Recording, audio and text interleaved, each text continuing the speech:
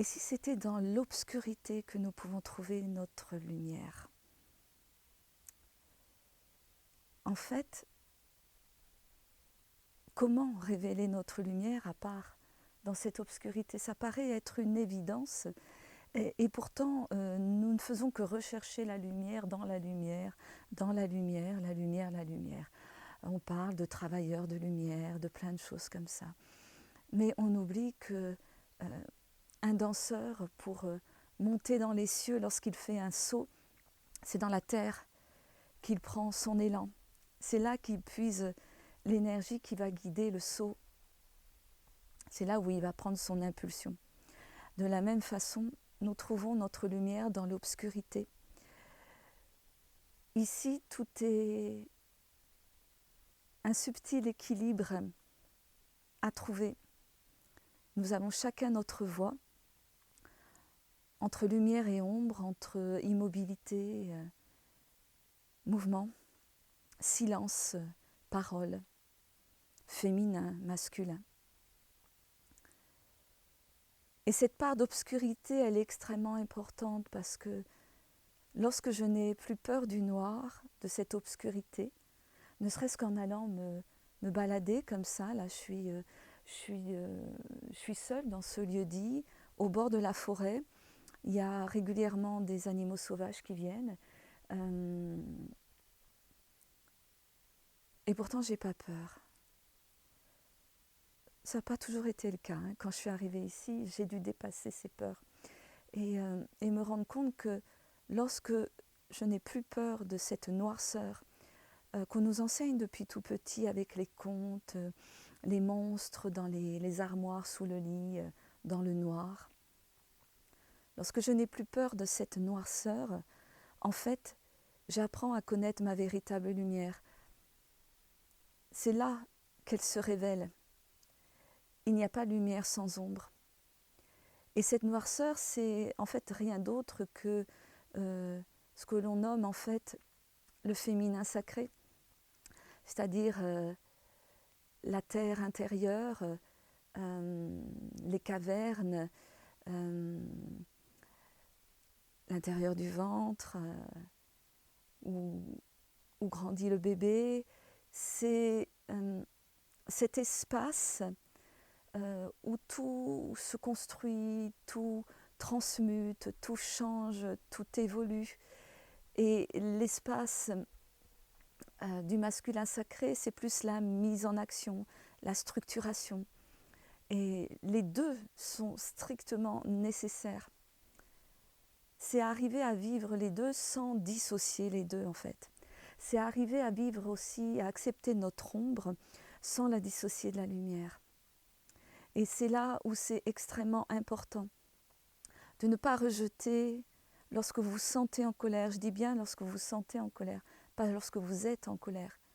Puisque les émotions qui sont fortes, qui sont avec les sensations, la seule façon dont nous avons de connaître le monde qui nous entoure, ces émotions, lorsqu'elles sont difficiles, elles sont légitimes aussi, elles nous informent. Et il est important de les considérer comme des vibrations qui nous traversent et pas comme nous. Et d'accepter qu'elles nous traversent, d'observer, et pas d'essayer de comprendre, mais simplement d'observer ce qu'elles font, ce qu'elles provoquent, comment nous vivons tout cela et comment nous pouvons réguler au fur et à mesure la venue de ces différentes vagues qui ne cesseront jamais de venir, mais que peut-être nous apprendrons à surfer avec souplesse, avec fluidité. Surfer ou appréhender notre ombre. Nous avons tous été le bourreau ou le méchant pour quelqu'un à un moment donné dans notre vie. Ça peut être aussi dans des vies antérieures. Et c'est normal. Et ce rôle-là, il était nécessaire.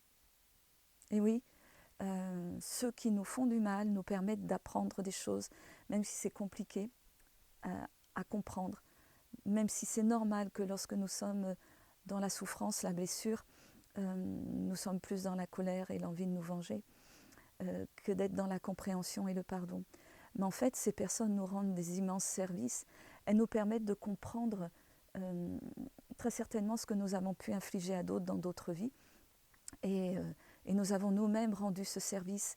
Donc, cette part d'ombre nous permet aussi de comprendre le monde dans lequel nous sommes et pas de légitimer les violences, mais de les comprendre et de percevoir au-delà et de se dire mais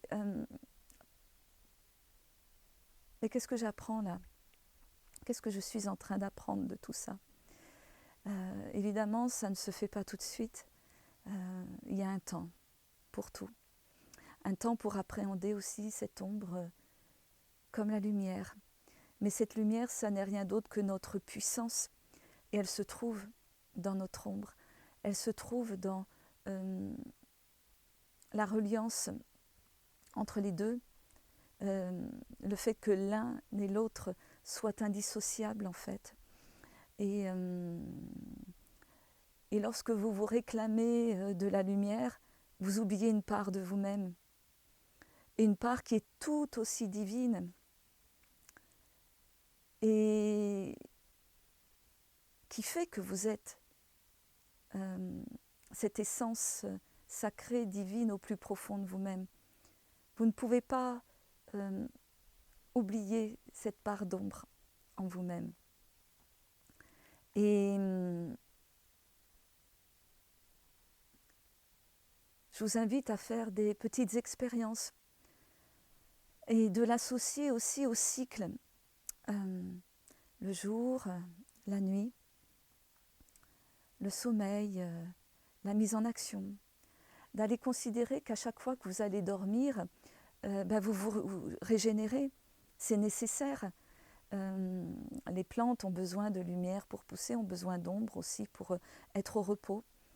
De considérer que cette ombre est comme un endroit où vous déposez pour que les choses se régénèrent, se transforment, comme un bon compost en fait.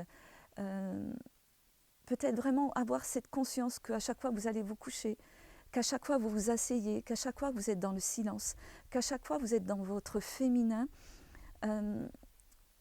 il se passe quelque chose, mais à l'intérieur, de silencieux, qui n'a pas l'air d'être, de beaucoup bouger, qui n'a pas l'air de faire beaucoup d'explosions. Et évidemment, ça n'attire pas l'attention d'une société comme la nôtre qui recherche les choses, les sensations extraordinaires. Mais cette phase-là est cruciale pour déposer, pour laisser composter, pour faire qu'en sorte après, la vie soit plus riche, soit plus intense, soit plus profonde et bien ancrée.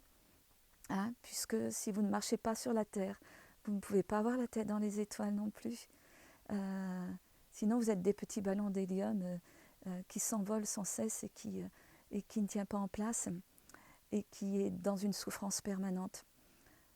Donc, observez ces rythmes de la nuit, du jour, tous ces cycles qui sont extrêmement importants, qui nous maintiennent en vie, qui nous maintiennent dans la vie telle qu'elle est, dans cette essence sacrée de nous-mêmes. Et n'hésitez pas à aller cultiver cette ombre, cette part de vous-même. Je ne dis pas faire le mal, ni être malveillant, ni faire des méchancetés ou quoi que ce soit, de toujours être responsable, mais d'aller appréhender, de ne pas vous cacher de toutes ces parts-là. Et comme par hasard, j'ai souvent la visite de mes chats, là, c'est la petite femelle qui vient me voir, ce qui n'est pas hasard à ce moment-là.